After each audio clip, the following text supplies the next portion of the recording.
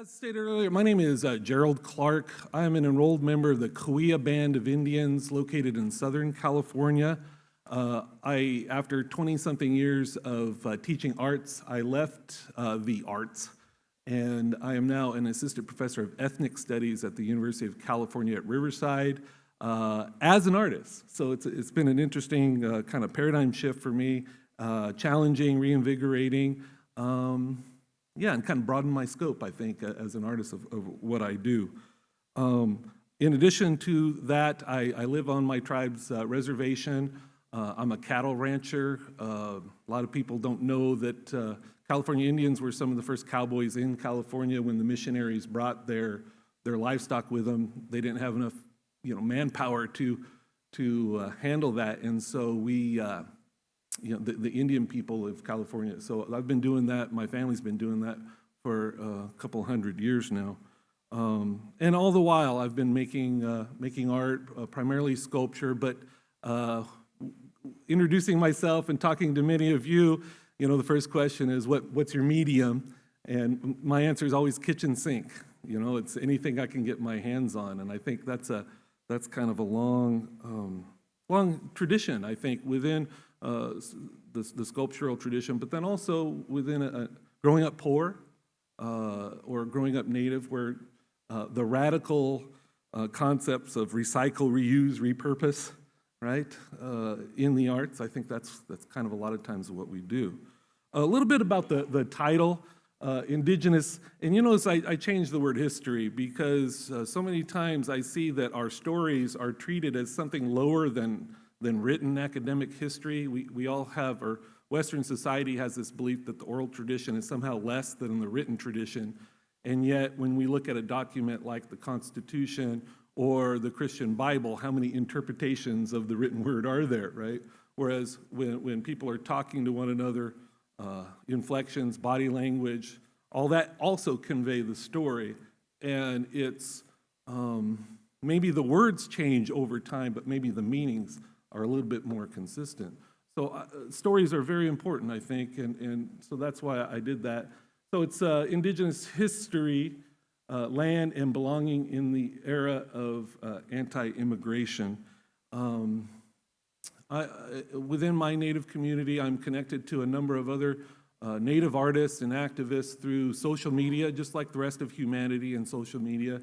And coming across the last year or so, all the hate rhetoric and anti-immigration stories, videos, fake news, and as an Indigenous person, kind of strange. It's a strange thing to me, and when we hear "go back home," go back where and a lot of us are like, yeah, you first, right?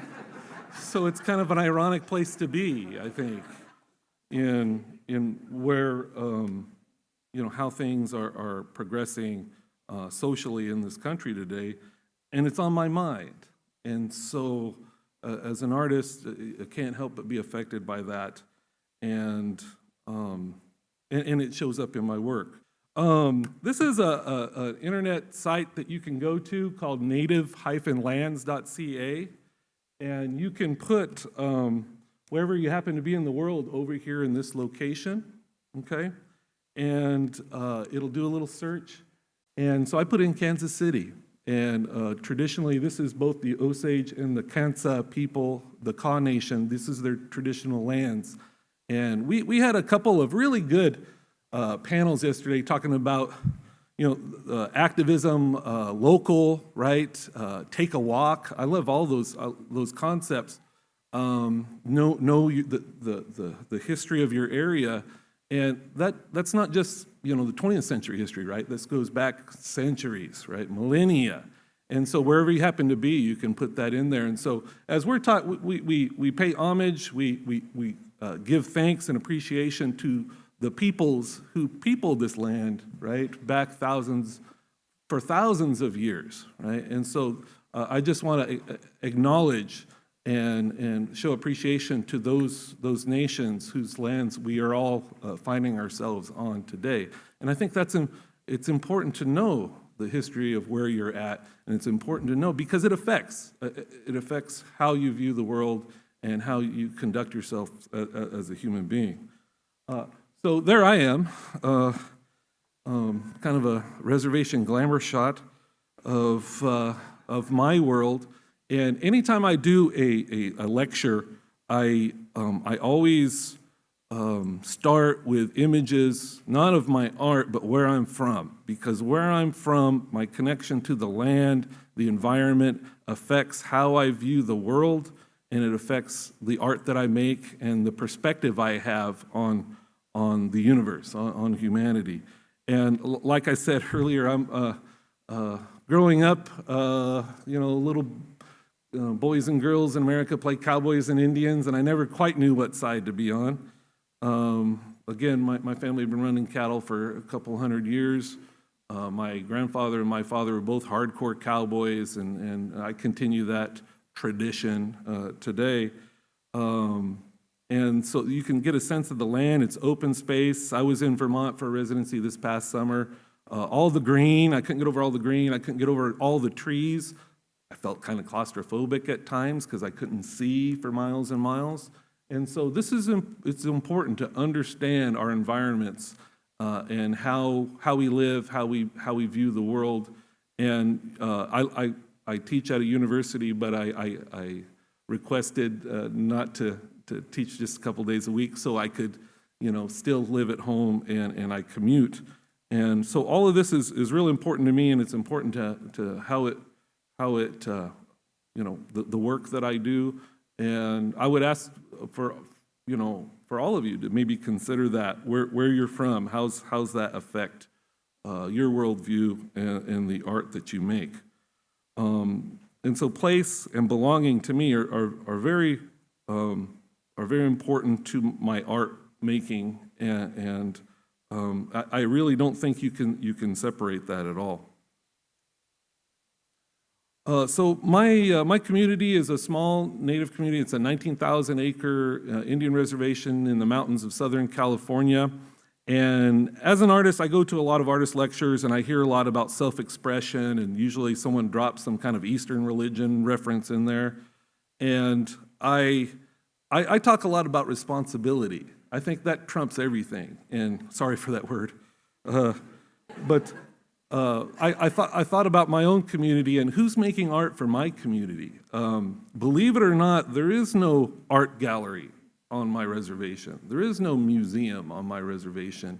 And while we're in Southern California and it's a couple hours to get to San Diego or to Los Angeles, for some people that's huge. That's a long way to go, right? Especially when you still trying to pay the bills or what have you. And so I thought about that. Who's making art for my community? And, well, if I'm going to call myself an artist, that's my responsibility, right?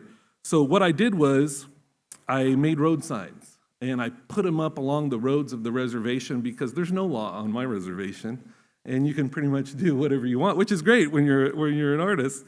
And so what I decided to do was to do road signs in our native language, which is an endangered language. So I started out doing the one that you see there on the left, the native language, and then the small kind of English subtext.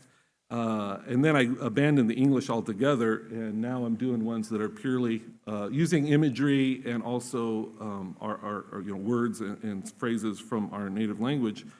And these were put up around the reservation, what I call a reservation-wide installation, because that's the verbiage that we're taught to use, right, as artists. And the people kind of liked them, were kind of confusing, but I chose the road signs because they're also invisible. On the way here this morning, if you drove, you ignored at least half those signs, right? And if you're doing a regular commute, you ignore them all typically. And so I felt like I wanted to do something that was there, that could be seen, but also didn't negatively affect people's everyday reality. If you're on your way to a 10-hour job digging ditches, who am I to put a large, brightly colored, dildo on the side of the road? I find that highly offensive, right? And so I did these things, and it was interesting. People would stop by and ask, well, how do you pronounce this word or what have you? After about 6 months, someone came along and shot the signs up, and my dad called me and said, son, I have something to tell you. And I was like, okay, what's up, And he said, yeah, someone shot him. And I just started laughing. I thought that was great. It's almost, that's the natural life of a road sign, right? And in this forum, what we're going to call that is reservation art criticism. One sign, after this happened, one sign disappeared. This was cemented into the ground, and one sign totally disappeared. My dad was a bit of a ruffian, and so he put word out along the reservation that he'd kill whoever took it. And 2 days later, it showed up leaning against the tribal hall, right? Which was pretty cool.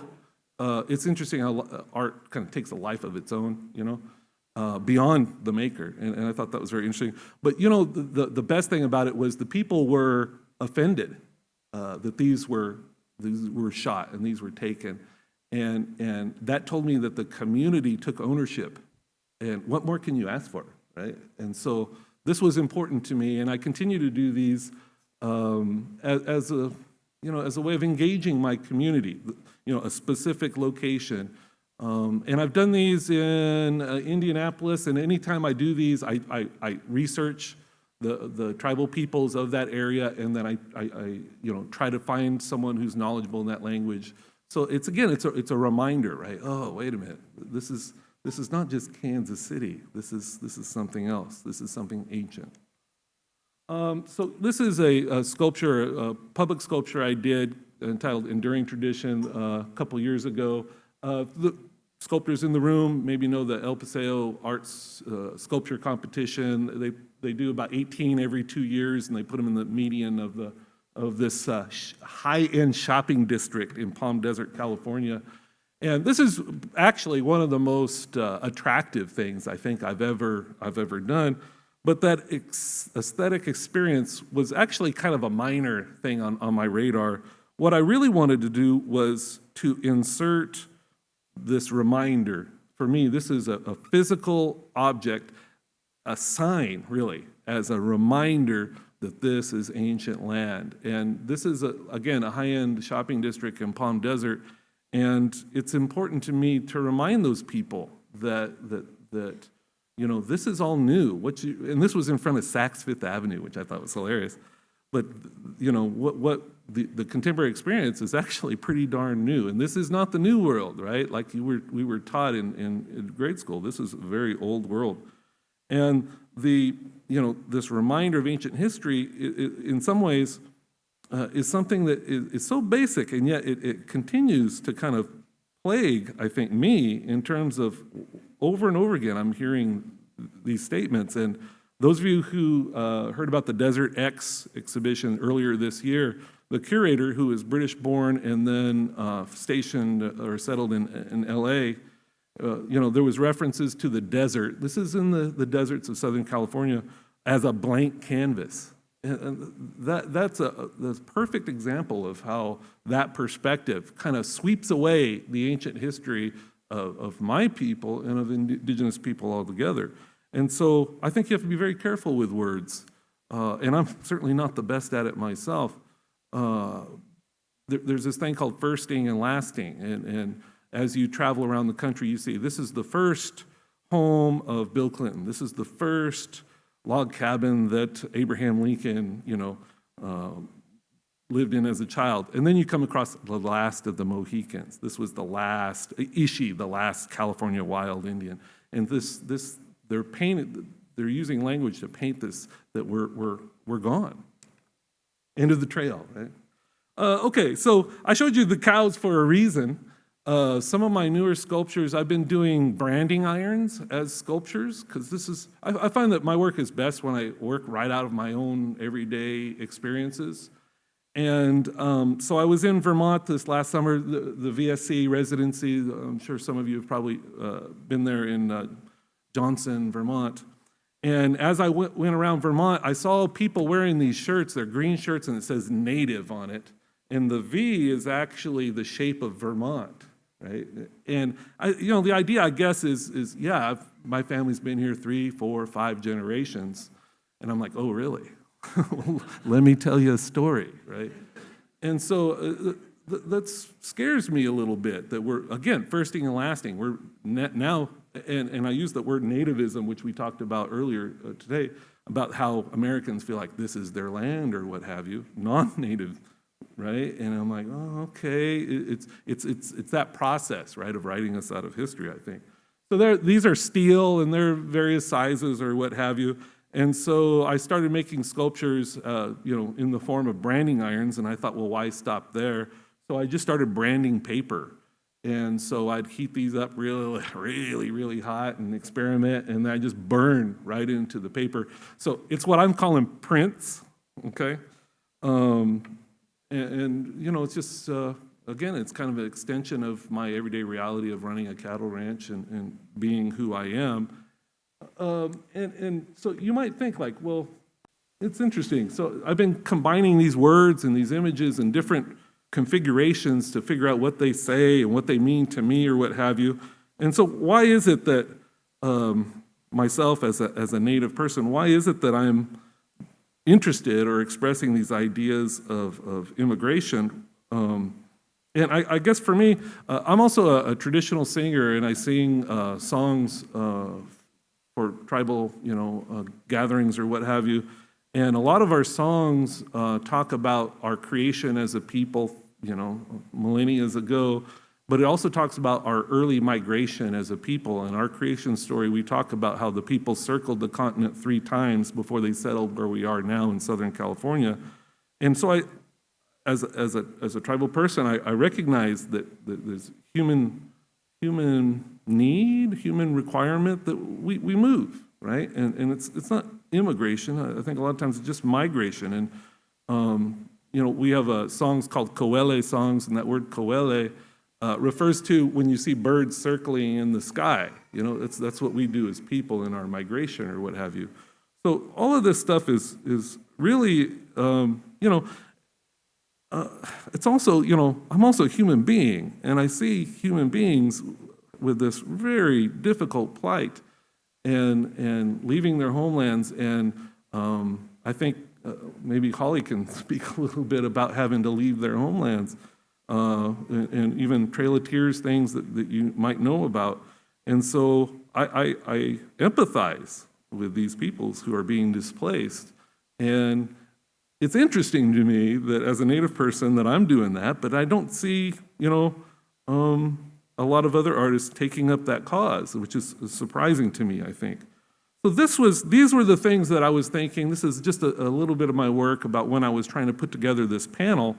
And I thought it was important for people to hear an Indigenous perspective about these ideas of belonging. And I got to tell you, yesterday at lunch, I went upstairs and I had an interesting experience. Have you guys checked out the Native American collection upstairs? There are several living artists in that collection, right? How come they're not in the contemporary side? How come they're up there, right? And so then the question in my mind became, well, where do we belong? Where do these artists, these wonderful artists here, where do they belong in this museum? And it's an interesting question, I think, that maybe all of you can take with you today and to think about.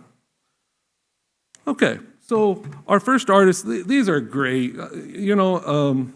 Part of the benefit of doing this is I get to meet and hang out with great artists, and I really have a lot of respect and a love for these people's work. So our first artist is Holly Wilson. She's from Mustang, Oklahoma, currently. What's that? Oh, currently, but from Lawton, Oklahoma. So she drove up early this morning, and she's of the Delaware tribe. Holly and I went to graduate school together years ago. She's an Eiteljorg Fellow from the Eiteljorg Museum in Indianapolis. She's up for Art Prize right now, and she shows her work throughout the country, and primarily bronze casting, but anything goes, kitchen sink, I think, right?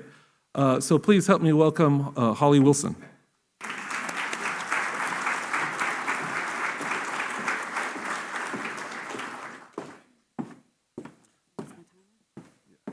Which way does this go? Forward and backwards. Okay, cool. Hello, thank you for having me. When Gerald talked about this panel and belonging, For me, it's kind of a weird thing thinking about my heritage because I'm one of the relocated tribes, Cherokee and Delaware. And we were relocated, the Delawares have actually been relocated the most, I think, the most of all the native tribes. We're approaching 9, I think we're at 8 right now. If our last self-imposed relocation happens, it'll be 9.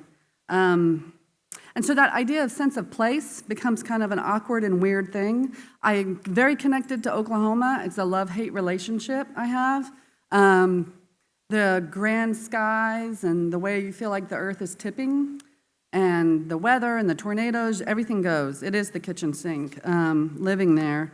But for me, it's not home. I always tell people it's not my final resting place. I'm still looking for where I belong. And I know that sounds odd because you're like, well, where do you want to live? I don't know. I've gone places when I lived here, because I went to the Kansas City Art Institute. It felt right, and it was wonderful, but it wasn't where I was going to land forever. And I know a lot of people will graduate and they migrate back, and it's a wonderful feeling. And for me, my work is like this ongoing story of who I am and where I belong. The first piece I have here is Bloodline, which was the piece I had at Art Prize. I was a finalist, but I did not win. Oh well, alas. But this piece really, to me, it's the most important piece I've made to date. It's 22 foot long. It's locust with 62 figures. Each of the pieces of wood is a generation of my family. And it actually starts before me with my children. When I was going and I had my son, we lived in Chicago, and we moved back to Oklahoma City or Norman so that I could be by my family, because I wanted my children to know their grandparents, which was an important thing because I didn't really have a lot of connection with mine. And we're not on a reservation, so there wasn't like this huge mass of our family connected. So I had an aunt, an uncle, a couple of cousins, and that was about it. That was my family network. So for me to have this big family, I'm one of 5 kids, there was always noise, and I wanted my kids to have that same feeling. This piece here was a way for me to put my son on the rolls. So for my tribal affiliation, you had to actually prove through birth and death records that you were on the Delaware or the Cherokee DOS rolls. And so it began with just doing research to put my son on there, and it became a project itself. It's not, the research, it was what was born from researching. So the first section is actually for my son and my daughter. I only have 2 children, but when I was doing the research, one of the things I thought was really beautiful was that every member of the family, whether they lived or died, was counted. So say you lost a child in birth, you had a miscarriage, they still had them in the records for my family history. And I thought it was a beautiful nod. I had 3 miscarriages and lost 3 kids, and it was hard. It was really hard because it doesn't matter how you look at it. And you have 2 beautiful kids, but there's 3 that I don't know who they'll ever become. And it was a way for me to honor them and to remember them. And so my work is very much about these stories, being family. And it goes all the way back through, weaving between my father and my mother's family, to the oldest member on the Dawes rolls, not the oldest member of my family, but Delaware Bob, and his roll number was 12, where mine is 677. We're a small tribe, Delaware. And his birth year that they have him listed is 1885. So it was a way to go back and see how long and how far we had been.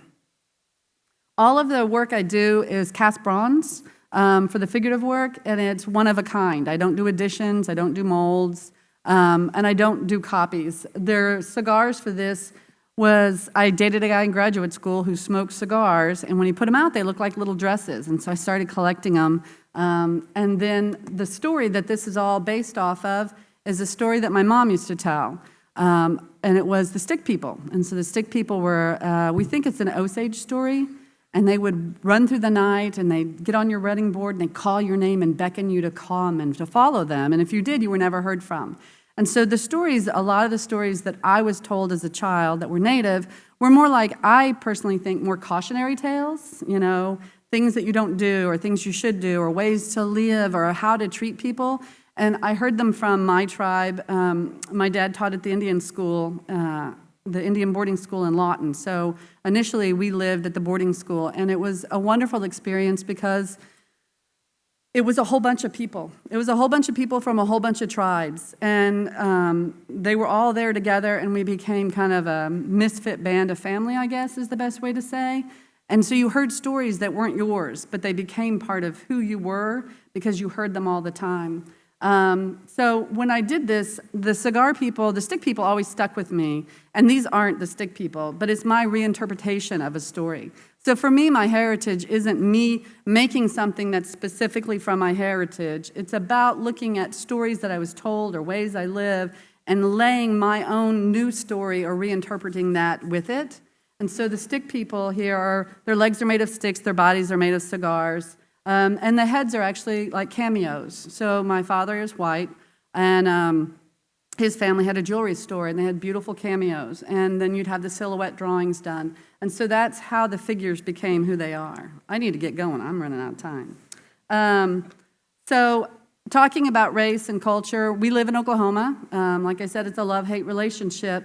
And sometimes we're a little too red and a little too, well, that kid's black and that kid's Asian and that kid's Native. And when my kids were getting ready for school, they were talking about their friends. We had moved from Oklahoma City to Mustang, and they started talking about, oh, well, so-and-so, they did this and that. And I'm like, well, who is this? And they said, well, she had yellow hair, or he had brown skin. Never once have my kids ever said, well, it was the Asian kid, or that Hispanic dude, or the black kid, or the Native girl, or the white guy. They never, and it's not because I sit there and say we have to all be inclusive. It's just this beautiful way that they are.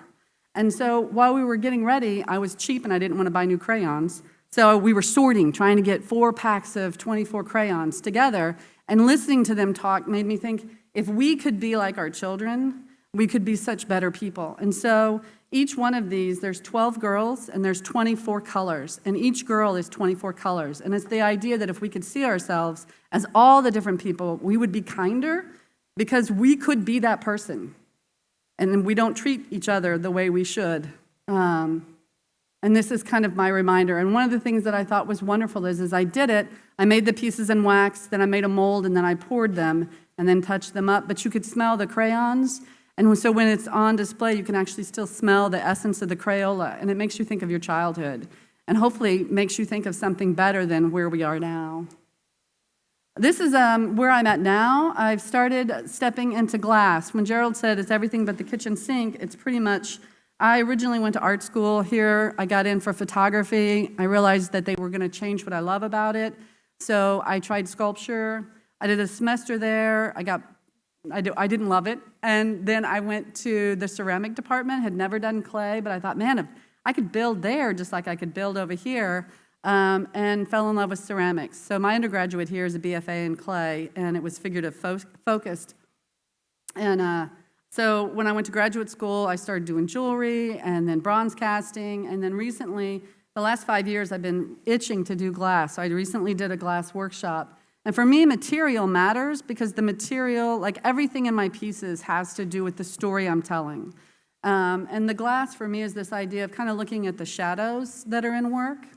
So hopefully that'll come. This is a piece called Can You Hear Me Now? And it really is addressing that idea of we're in 1990 what? It's 2016, and we're still saying, can you hear me? Can you hear my voice? Can you hear me as a woman, as a Native?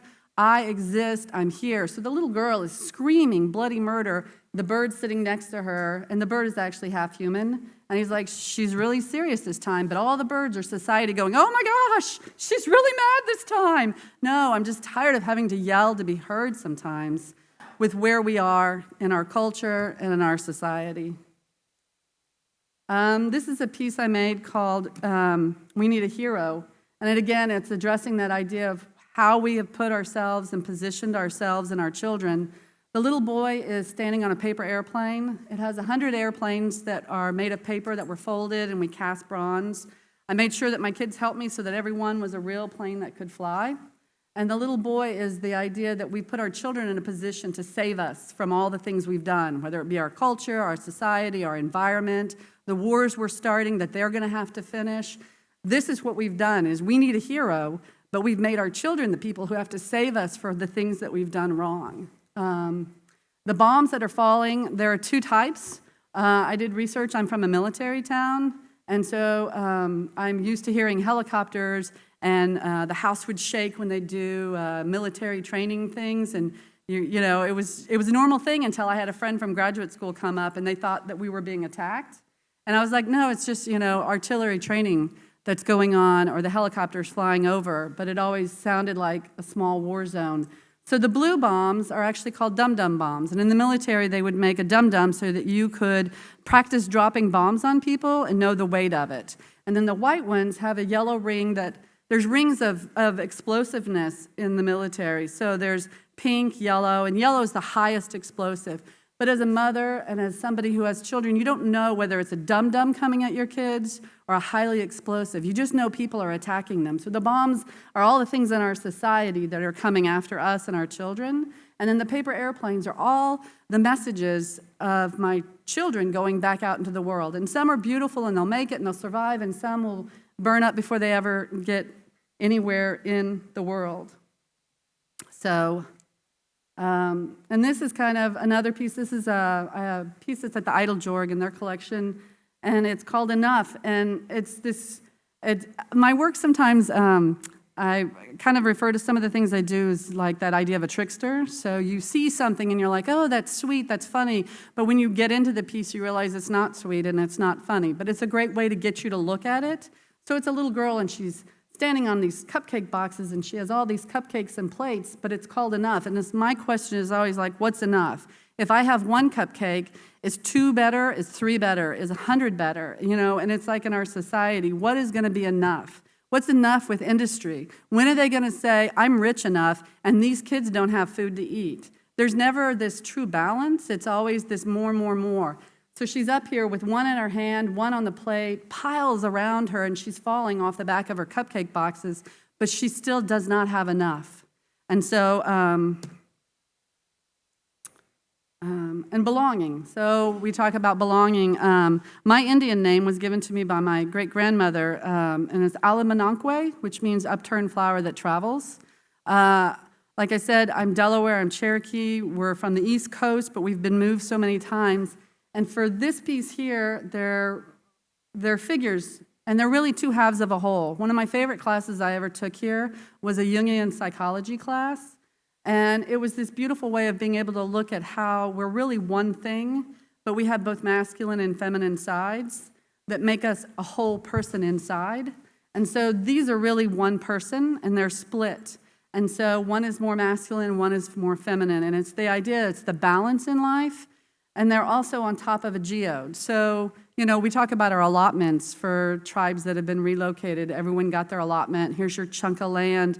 And for these figures, it's that idea of trying to find that place where they belong. And they're not pinned or glued, they're keyed. So that's the idea of trying to find where you're keyed to your land. Like, where is it you belong? And when you find it, your balance will be right. And so the figures are actually set upon them. And the neat thing is when I build them, I build everything directly in wax. I don't do clay. And once I set them up, I actually pound on the table to see if they're going to stay and be balanced. And then they're cast and they're balanced as they are. Masks in the work also for me don't represent the idea of something it's the idea of personas. So for me, a bird is something that I have always identified with, because they fly, they float on currents. So then that brings you into paper wings and the space between us. One of the things I grew up hearing was a lot of stories about transformation and characters that would come and tricksters and change form. And for me, I always wondered, like, that idea of getting stuck between the 2 planes and which one you feel like you belong in. And so paper wings is standing on a reproduction of a table leg that was from the Indian school. And then it's a figure. If you were a child and you made paper wings, what would they look like? So they're actually made to look like paper that have been done to the sticks.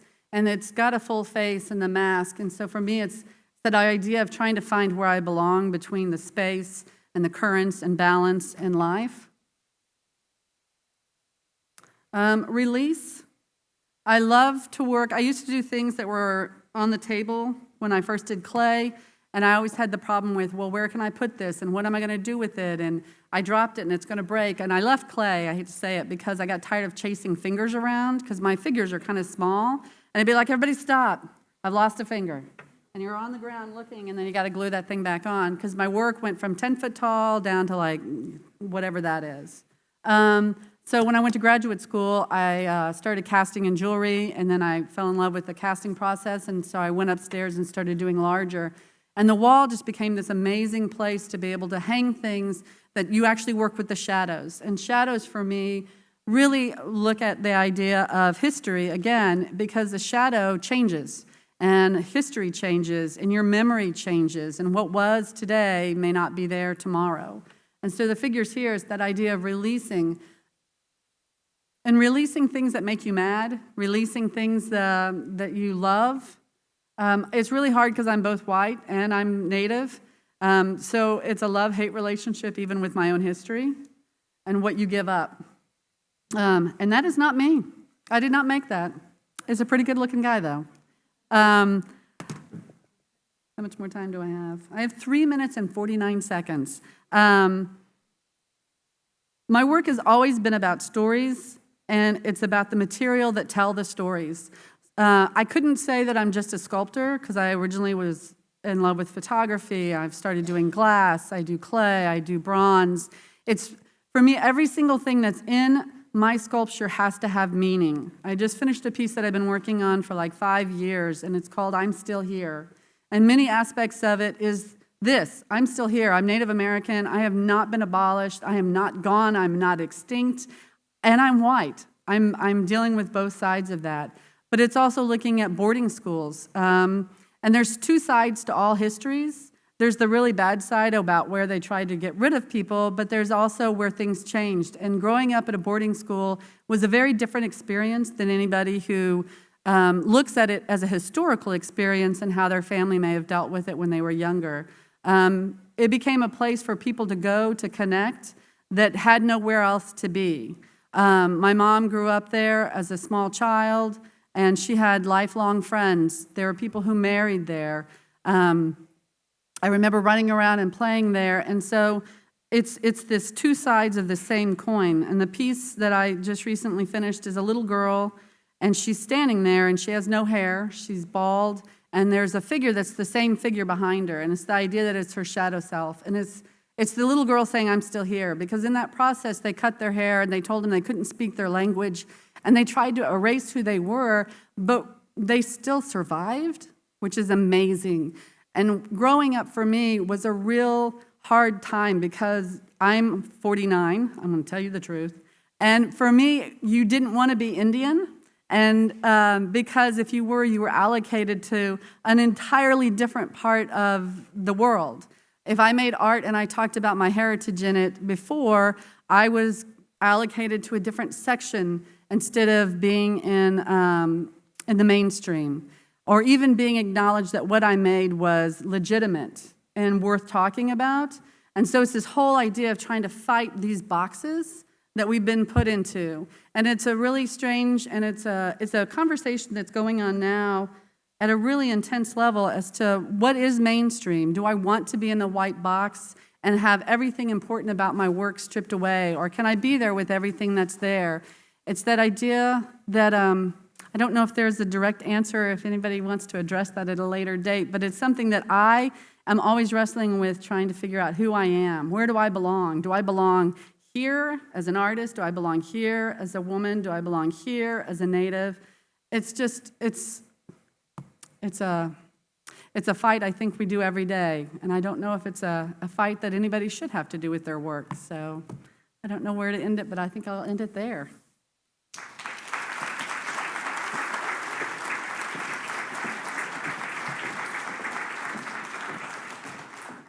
All right. Our next artist, Cannupa Hanska Luger, is a multidisciplinary artist of Mandan, Hidatsa, Arikara, and Lakota descent.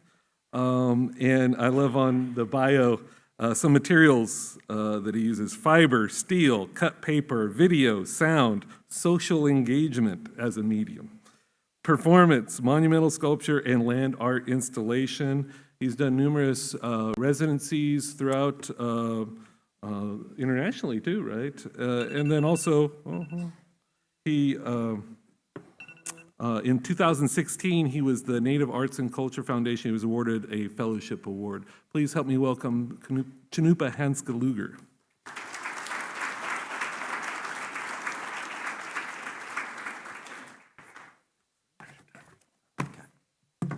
How do I scroll this thing forward? Here we go. Hello. I am Cannupa Hanska Luger. Dotsha Maragua, Dishkagna Hudosha, Nitawe Hudosha. Cannupa Hanska Awache. Hello, my friends. Who are you and why have you come? It's the question I always like to ask before I engage with folks. This piece release I did in 2013. No, that's me. Let's see here.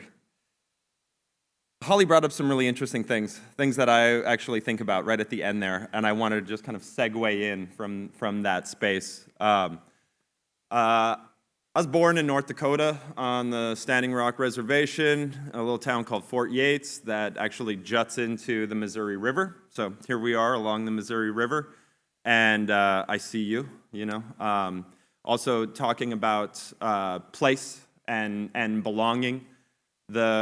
I feel a deep connection to the river and river people.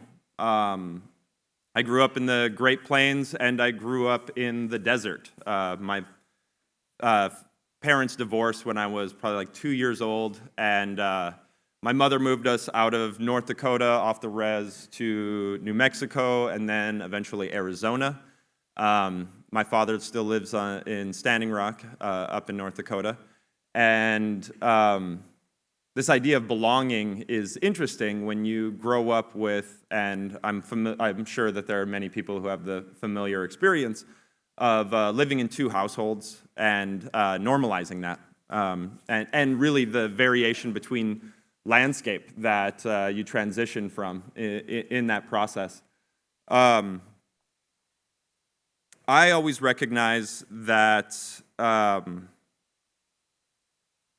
there's a concept that I grew up with, and it goes back to these ideas of identity and where you belong.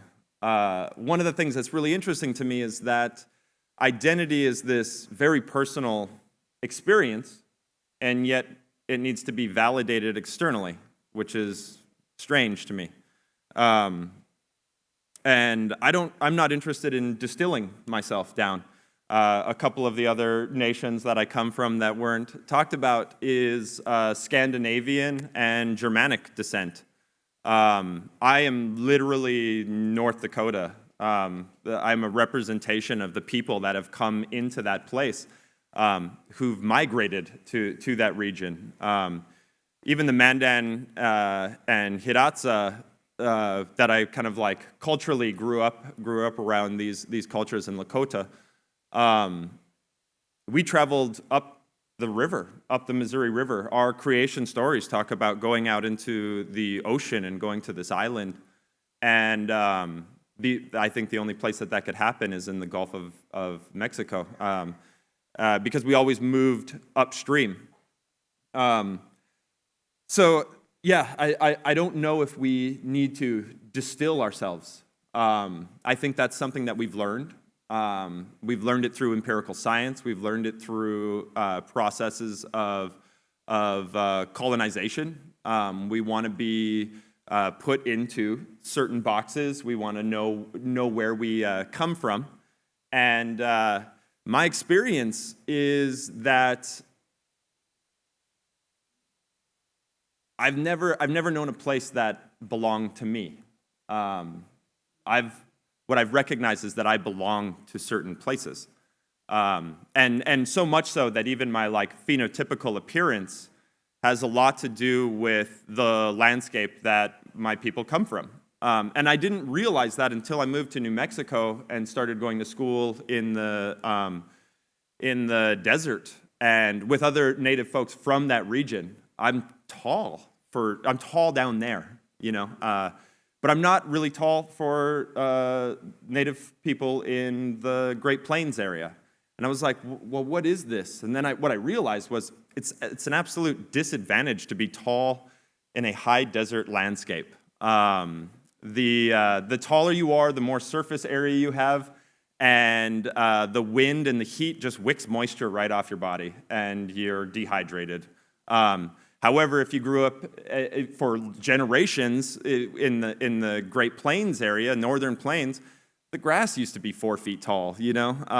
And if you weren't tall, you wouldn't be able to see anything. And in this flat plain area, every inch is another 200 feet of seeing. And so what I recognized was, oh, the land itself created the ideal form for that region. And that is a really deep knowledge of belonging. And it also really helped with this chip that I was born with. You mentioned, I'm 38, you mentioned being whatever number it was, but this idea of not wanting to be native, that it was a disadvantage to be put into those places. That's a familiar thing within that your generation, my parents' generation, but the 70s did something.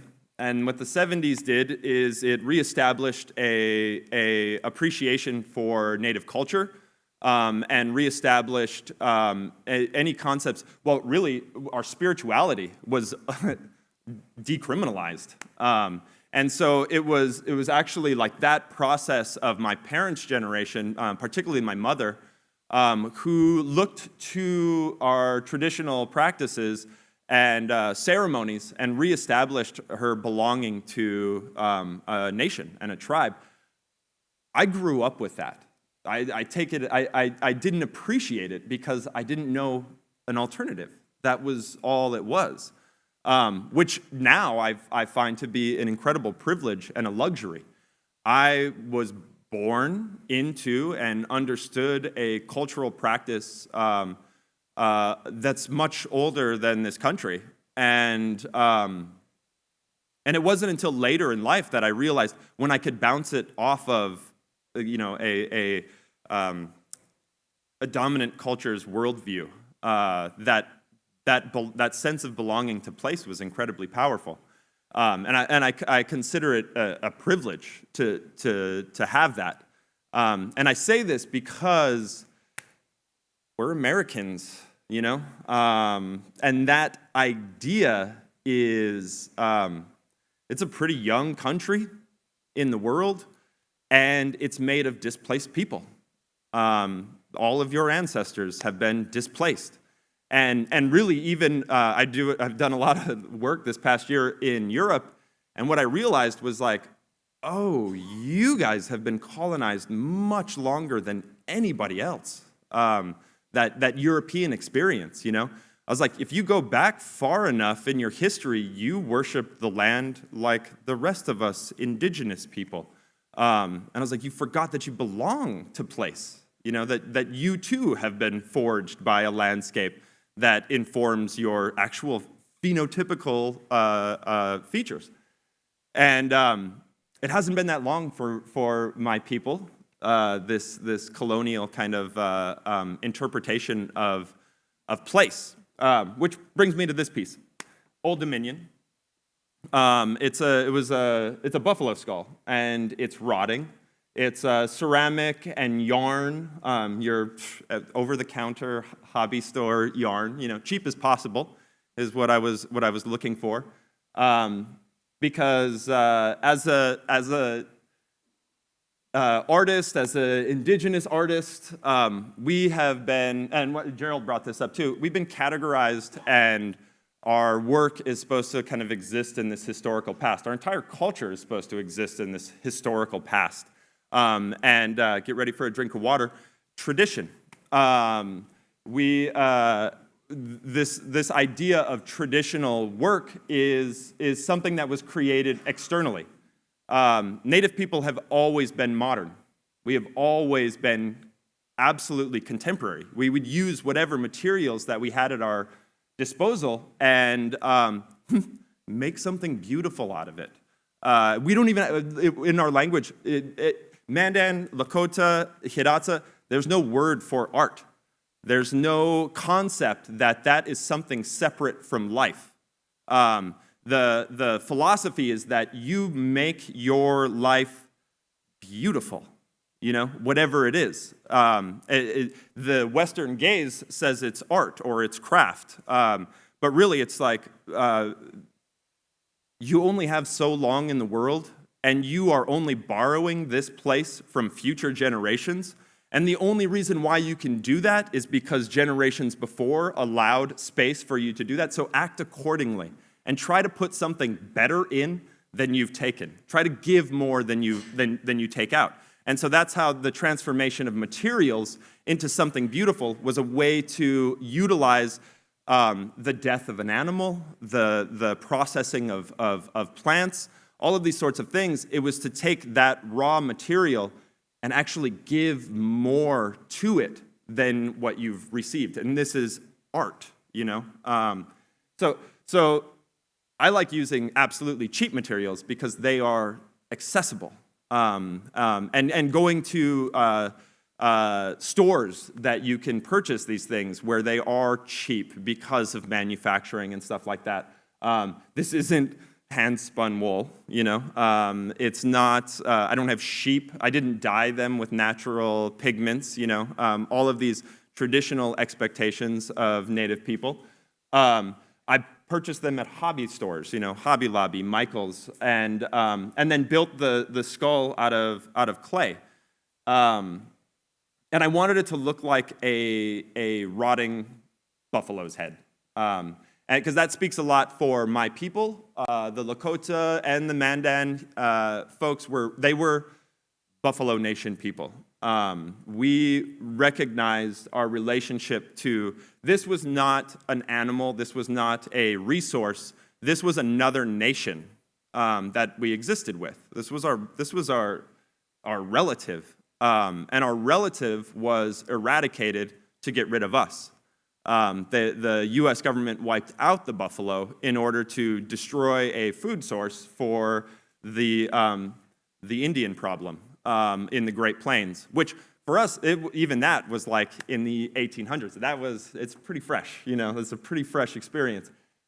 In 1845, there were anywhere between 30 and 60 million buffalo in North America, and by 1895, there were 1,500. So that's a massive genocide. And the thing that hurts me the most about that scenario is that it didn't kill us. We survived it. Even that, even to that level, even the collateral effect of trying to eradicate us and an entire nation being decimated, we survived it.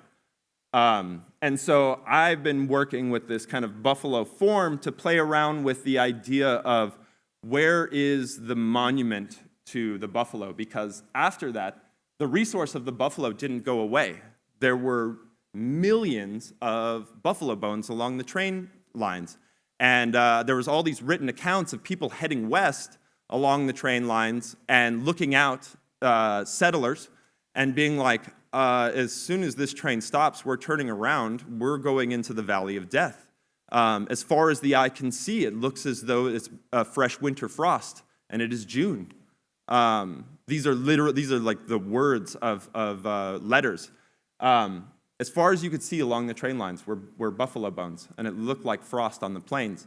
And so the U.S. government was like, okay, we got to do something about this. So they started collecting all of these bones. And I don't know if you've ever seen these massive pyramids of buffalo skulls in old photographs. That stuck with me, and I was like, man, that's, it was hurting to see all of those buffalo skulls sitting there. But then I was like, wait, people don't just stack bones. What were they doing why did they stack the bones? Why did they stack all these skulls? And what I found out was that through research, they were collecting the bones, and it was actually a job that somebody like me during that time, who is a total mutt, half-breed, that was like one of the few jobs that we could get, was collecting bones along the train line. You get a few cents per pound. These bones ended up being burned and producing two materials. Bone black for pigments, everything from cosmetics to industrial paint, and then calcium bicarbonate, which was used primarily as a fertilizer. So all around here, where we're at right now, the food that's being grown in these fields is actually still utilizing calcium bicarbonate from that buffalo nation. So to this day, the buffalo is continuing to give to this country because it's a slow-releasing fertilizer. The other thing that calcium bicarbonate was used for was to carbonize iron and create steel. So America's Industrial Revolution was actually boosted by an excess of calcium bicarbonate that they had from all of these buffalo bones. And so how these skulls stacked up was that as people would bring the bones to the train yard, the skull was the highest volume and lowest density, so it was the last thing to be shipped because it would take up too much space. So they would stack the skull and pack the other bones, stack the skull and pack the other bones until all the bones were gone, and then they started loading the skulls on because that's economics. This is where those pyramids of skulls came from. And I was like, wow. So for my people, Buffalo Nation helped us, gave to us. There's a story, actually, now that we're talking about story, and it's really cold today, so I feel comfortable. We only tell stories in the winter, but I feel comfortable telling this story where there was a blood clot on the grass, just a little blood clot, and it's crying, just weeping. And this buffalo hears it, like, what is that? It's just crying, and it's looking around on the grass, and it comes, and it sees this little blood clot sitting there on the grass. It's like, we're cold, we're drying up, we're dying, we're never going to make it. And this buffalo is just like, oh, you're pathetic. You're a sad thing. You're never going to make it here, let alone for life. You're not going to make it through the rest of the day. This buffalo looks back at her nation, and she says, you can have me. Use my muscle to give you strength. Use my bone to create tools. Use my hide to protect your body. Allow my life to make your life better. This is the story of the relationship that we have with the buffalo. We were that blood clot. We were that suffering little thing. And I tell you that story because you too, as Americans, are that little blood clot. And the buffalo gave to this nation. It helped build the Industrial Revolution that gave all the power to this country. In our contemporary scene, where is monument to that sacrifice? And so I've been working with this form a bit. Anyway, there's where Old Dominion comes from. This leads me into another piece, Leave Me a Home. And it's a buffalo dancer figure. And I call him a buffalo dancer because, once again, talking about this kind of like historical past and reference to us being in a primitive people, the Western gaze will associate this with being a warrior, with the buffalo headdress and whatnot.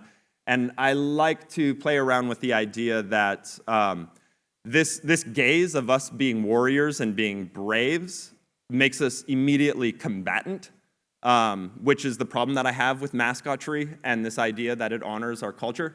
I'm not here because of warriors. I'm here because grandmothers hid granddaughters in bushes while the warriors went and died. Like, that's why I'm here. I'm here because of the maternal emphasis to help and to continue. I'm here because of dancing. I'm not here because of war, In those songs and those practices, that's where culture is sustained. The warrior dies. He sacrifices greatly for the people. But what continues us is something beautiful. And I would be interested in like how that gaze of us as warriors affects how the Western gaze views Native people, So, Leave Me a Home goes back to Give Me a Home on the range. And this figure is stripped of a lot of his muscle. There's bone. You can see his heart is exposed.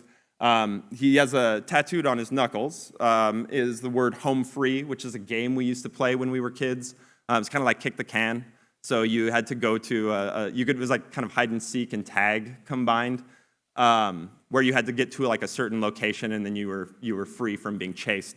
I was like, that feels good with this piece. Ceramic, steel, textiles. I use these materials because I see them as pillars of civilization. Textile, ceramic, steel, and now I use a lot of digital media. All of these things are kind of like steps in a global experience of being human. I have humor, a little bit of humor in my work. It's all kind of tongue-in-cheek. Oh, and I'm done. No, go ahead. Eat, pray, love. This is the relationship between predators and prey, which is like a more intimate relationship than I've ever had as a human being. It takes generations to engage with that. And I try to minimize this idea of death, which kind of like emphasizes a lot of our fears and our hesitations, and try to make it something beautiful. Because this is the world. No one gets out alive. Once again, referencing that. And also like using yarns and cheap materials. I love getting Afghans. I kind of obsessively purchase them from thrift stores and use them as hides because they're, specifically this Americana kind of image. And so our access to hides has been removed by slaughter of animals and removal of the excess of wild game. And so I go hunt in thrift stores because those are, they're everywhere. And then we have agency. This body of work is really around these concepts of the things that bind us, the things that keep us from actually being freedom, or having an idea of freeness. We've been so used to having these bonds that they become a part of our identity. But each of these figures, it's hard to see in this image, but they all have knives, and they're severing the rope that binds them. And I used a style of Japanese bondage called shibari, which is a technique of tying ropes, but it's all one string. So anywhere you sever the line, the whole thing unravels. This was really talking about our perceived dependence on oil. And that's why I used a lot of black on black in these figures. So, ta-da!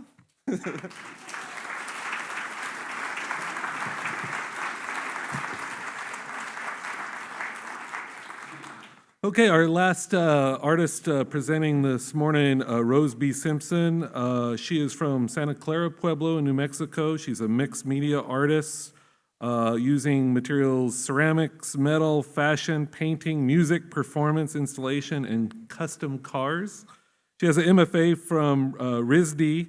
She also attended Northern New Mexico College's Automotive Science program to study auto body. And she was also a Native Arts and Culture Foundation Fellow. Please help me welcome Rose B. Simpson.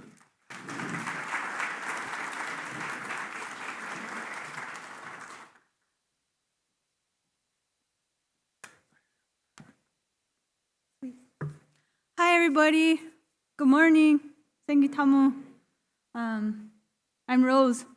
What an interesting subject, belonging. I want to you guys see me right here? You guys don't need to see this. Okay, let's figure this out. I want to take a minute and ask you guys to look around the room and notice the paintings on the walls. As an Indigenous person, and we see this kind of thing all over the place, there's monuments to Native peoples and monuments to America and the plight of American civilization. There's a painful imagery all over the place. And a lot of people are like, oh, that's something we're proud of. And I've been recently in my life been thinking about all the times throughout our day that we're offended and we're hurt. And some people don't feel that as much as other people. And a lot of times you walk through the world and you're like, bam, bam, bam. You keep getting hit and hit and hit. And when that's your reality, you don't really recognize it anymore until you stop and start searching within and without to find the source of that and to find tools to transform this reality as much as we can.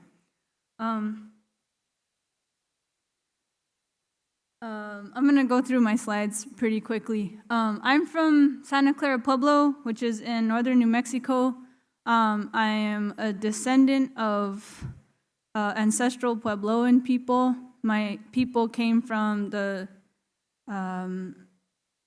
initially, apparently, we came from South America and moved up into North America long time ago, and we settled in the Four Corners area in southern Colorado and Utah area. And we lived for a time in the ruins that are now called Mesa Verde. And then we moved south and east from Mesa Verde and settled into the area around the Rio Grande and developed hundreds and hundreds and hundreds of pueblos that were there, which pueblos are village sites that are built from stone and adobe. And when the Spanish came, they turned hundreds and hundreds of villages into 19 pueblos. The genocide that we experienced was early on. It was a lot earlier than the genocide that happened up in the northern plains and other areas. So we learned how to deal with colonization pretty early. And a lot of that was, you don't tell people your culture because they'll hurt you. So we got really quiet, and I'm grateful for that, but it also suffocated a lot of our expression. But we also, because of that, we saved a lot of culture through hundreds and hundreds of years of oppression and colonization. And that's only one small part of a very, very dynamic story. And I'm tall, like Cannupa was talking about. I'm tall because I'm part white. And my dad is a tall, skinny white guy. And his background is from Europe. And he needed to be tall, skinny, and white to survive in Europe. My mom is short and brown because she's from the Southwest. And like Cannupa was saying, we didn't dehydrate as fast. So here I am, and I was picked on because I was tall and lighter. And I grew up around people, and I started, because I was different always, and I grew up in an indigenous world, I always had the question, why? Why am I out here getting sunburned and there's nothing I can do about it? And my family isn't having the same problem I'm having here. And why does this hurt? And why is this now something I can't change, but I'm still an indigenous person and I'm still seeing this and this is still my story? What is my identity and where do I belong? And how did this happen? And one of the main things that I realized is that I needed to learn to belong to myself and understand what that meant. And I'm not talking about an entitled, privileged perspective. I'm talking about a very humble and vulnerable and intimate space. And how do I find power from that broken, very, very broken place within myself? This piece is clay and metal, and it's about maybe 2.5 feet tall. And it's about creating an identity and a spirituality that balance, that holds balance. So the whole point is that it's working really hard to keep itself upright, and that part is sort of the pendulum of that reality. This is a piece in the collection in the Portland Art Museum, and it's about 4 feet tall. And it's a wall piece, and it's clay tile with mud plaster. And it's actually a portrait of one of my ancestors from the early 1900s. And this is kind of a very typical Pueblo look of carrying the pot on your head and making traditional drink pottery. Traditional. And I made this piece because I was really not into perpetuating the stereotype of Native people. We've been exploited and had our culture extracted and abused for too long, and I didn't want to be another one of those people that took something and sold it with disrespect. I also didn't know if I was that person who could speak on behalf of that enough. All I can tell you is my own story, which is a very, very small facet of a very, very large and multidimensional perspective. So I went to graduate school in Rhode Island, and I was like, yay, I'm going to be a human being, and I'm not going to be an indigenous person, and I can make what Rose wants to make rather than what an Indian person should make. And everybody was like, I don't get it. Who are you? And so I wanted to show the feeling of being a Native person more than the idea. And this we call it ejeñoso, where I come from. It's a dirty look. And I wanted to show that dirty look, and that it's more of a feeling, and it's kind of a FU feeling than anything else. And that was like, to be Pueblo, it's not just a look. It's not just a thing. It's so much bigger than that.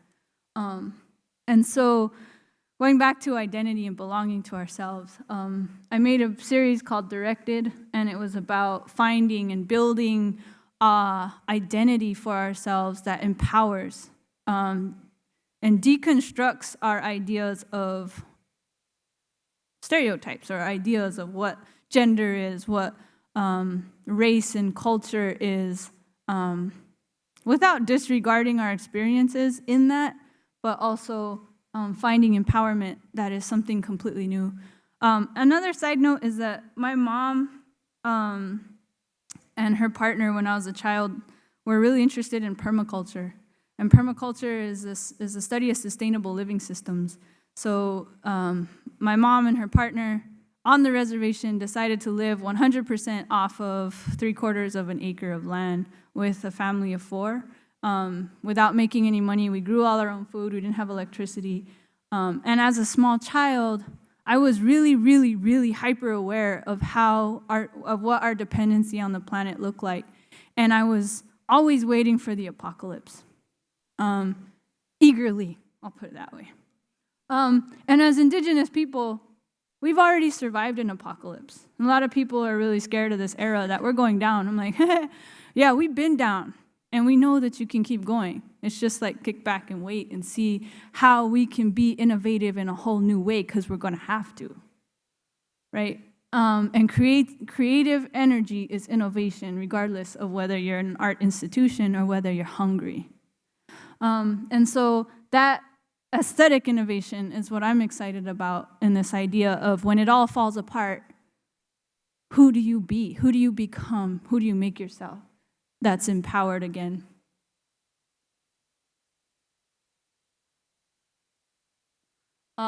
This piece is, it's about flipping the script. Who forgives who?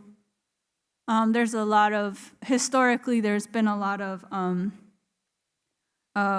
judgment and disrespect towards primitive peoples around the world. And I think it's time that the thing that's been in power and dominant, or considering themselves dominant, I'll put it that way, we need to flip the script.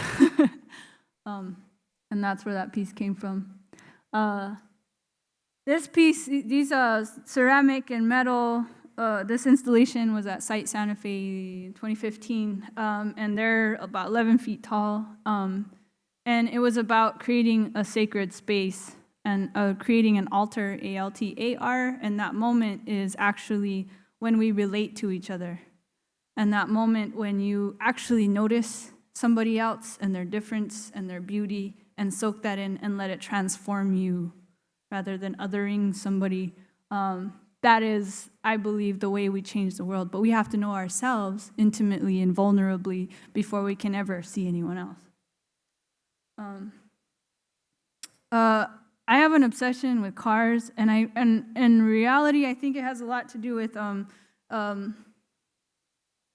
victimry and being scared, and being hurt, and needing to escape really badly and really quickly. I bought my first car when I was 12. I had my driver's license when I was 14, and I was gone, and it was my freedom. And so I think I project a lot onto cars, and I think there's a lot of identity there. And so when I was pregnant last year, I'm actually a new mom, and my baby's here in the crowd. I saw myself as a V8 engine, and that's the baby on the right. The air intake, obviously, is the, and your body is something that's absolutely amazing. And it was the first time I was like, whoa, I have no control over what my body's doing right now. And I had to have this level of faith that I never understood before. And I realized that that's our relationship to our planet in a lot of ways. Yeah, me turning an engine into a relationship to the planet is far-fetched, but yeah. I had sometimes our understanding of ourselves is reflected in the world around us, and we have to allow that to change and transform and be what it is. I did a residency or a show at Pomona College Museum of Art where I was allowed to mine their collection of artifacts. And these are, I'm going to throw some respect to Gerald back here, is probably the artifacts of his ancestry in Southern California that were plundered and stolen and stuffed in a basement in the late 1800s and never saw the light of day. In their collection, they have a lot of amazing beadwork and a wonderfully painted pottery, and they thought that I would curate this collection and make work in response to this based on the beauty of what they had in there. And I went in there and I saw these stones, and they were cold, and they were quiet, and they were lonely, and they hadn't been touched. And I went in there and I held each stone and I talked to it and I put it under my shirt against my belly. And eventually I was able to take them out into the sun and put them in the dirt. And I realized that our values have been the thing that's kind of killing us, literally. And our ideas of aesthetic as detached and sort of grandiose and simplified is killing the very muscle that we have to talk to stones. And when we can remember to thank the stones and talk to the stones, and that big one right underneath our feet that's holding us all up, I believe that's when we're going to remember to listen. And that's when the true creative power of surviving the coming apocalypse will be. So, the piece on the left is a metal frame with ceramic and leather post-apocalyptic sort of clothing, and the idea is this is sort of the indigenous post-apocalyptic person. And there were two large figures. One had these 14-foot wings, and the one with the 14-foot wings is asking the ancestors and the stones what to do, and they're telling it. Even though you can fly above and you can use your brain to get away from the feel of things, you're going to still have to reach into the ground and find truth. Even though you have those big wings to get away from it, you're going to have to reach those fingers into the dirt. And so that's what it's doing. Go deeper. Not higher, deeper. So this is my show car. Her name is Maria, and she is an 85 El Camino, and she is named after Maria Martinez, who was a very famous potter from a pueblo near mine who did black-on-black pottery designs. This is as close as I get to traditional pottery. So I wanted to go fast, I wanted to be loud, I wanted to get away, I wanted to feel empowered, I wanted to feel what it felt like to be behind all kinds of horsepower and go. And that was a type of warrior and type of energy that I needed to experience. And this is after studying relational aesthetics and Baudrillard's whole thing. And then I went to Japan and I studied aesthetics of the everyday through Yoriko Saito. It was amazing. And I was trying to relate that to indigenous theory and indigenous thinking, where, like Cannupa was saying, you turn everything that you experience beautiful, because you are that art, you are that. And so what are the general things we do every day? We open the refrigerator, we pull out food, we get into our car, we drive to our places. Make that an aesthetic experience. Make everything you do an aesthetic experience. And so that was how I was going to do that. And I realized that the body's a vessel, the pot's a vessel, the car is a vessel, so I'm going to paint it like a vessel. And then I adorned myself and my friends in this sort of post-apocalyptic warrior outfits with car parts and clutch plates and metal and leather, and just sort of also being a part of the car world and seeing how women are treated, draped over a fender and hardly nothing in 4-inch heels, I figured we should turn around and be like, you know what? Take that, right? I don't know if I can cuss. And so that was part of like, no.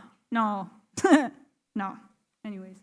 So that car is still, it still runs after I put a new engine in it, and it's still a big part of my process, and I have more projects like that.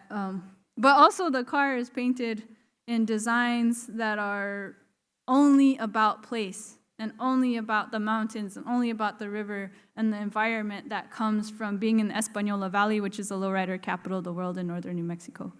And if you don't understand the history of the place and the fact that this is an El Camino, which is a pride and joy of like, comes from Hispanic, it's a Hispanic name, it's a popular car among the Hispanic people in the area, and yet it's painted with an indigenous pattern, and this is a very, very, very, very sensitive relationship culturally, historically, and still is. And when I drive down Riverside Drive with all the lowriders in this car, those old cholos are like, "Totally, that's a nice car," you know? And I'm like, they're like, "What's under the hood? And did you make it?" And I'm like, "Yeah." And then there's a native person being like, "Wow, you painted that like my grandma's car. Can I cruise?" And they both look at each other over the hood, and you realize, bam, right? And this is at the supermarket. You know, it's not at, you know. So, yeah, there's that. So, our environment and our creative environment has a lot to do with empowerment. And I realized one time Cannupa told me, I've known Cannupa for a while, and one time Cannupa said, this is the creator, this is God, right here. This is what we are. God is a verb, it's moving, it is what we do. This is how we manifest our reality, our world.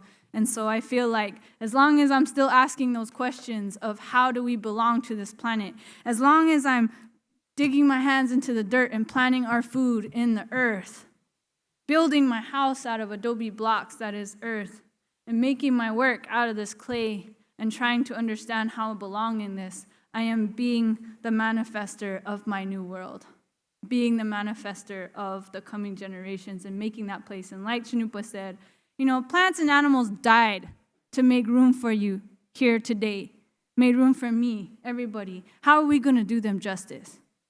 You know, my El Camino at one point went 7 miles per gallon. As a permaculture person, that is, right? You want to know how much fossil fuels it takes to make a Prius? A brand new Prius, right? Boom. That's it. So my point is, how do we take what the earth, what our planet, what our mother, what that stone below us has given us and do right by it, regardless of where we come from, and treat each other with respect? Because this is an ongoing relationship, and if we as indigenous people have been having to deal with this for a while, you know, maybe we can find that within ourselves and use these to make a new possibility, because we're sculptors and that. Thank you.